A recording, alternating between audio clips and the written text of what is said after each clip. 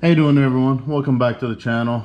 Today we're going to do a pretty quick, simple mod, or whatever you want to call it, install on the key fob itself.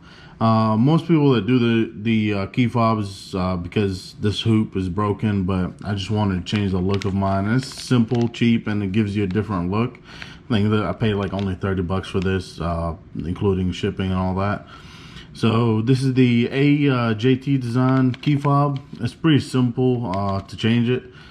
First thing you need to do is there's a hole here, kind of a groove where you insert your screwdriver, coin, whatever you can to insert it there, and you just twist and it'll pop out. So that's the first step to replacing it. So once you pop it, let's get this out and see how it's made and quality.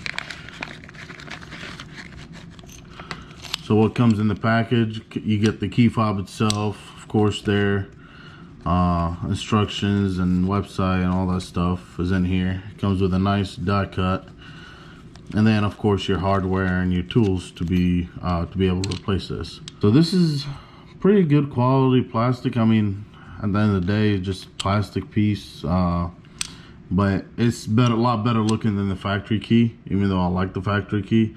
And also you can drop this and all that stuff and won't mess up as much as that, because again, the keyhole is pretty strong over here, if you can see it. So once you get open it up, then all you have to do is just push everything out. We're gonna take everything, even the buttons, if I can get the buttons out. All you're gonna do is match everything up with the key itself. All right, once you get the key in, take out the screws, and guys, do not torque these, just hand tighten them. I mean, it's plastic and it's not gonna unscrew, so all you have to do is just put the screws in there. They're gonna come with a package, and you could change out the colors of the screws if you want them to be chrome or red or blue. All right, yeah, all you need to do is just thumb tighten them. That's it. You don't need to tighten the shit out of them. You need to strip them. They're not gonna come loose on you. And this really doesn't take long to do, again. So this is the final product.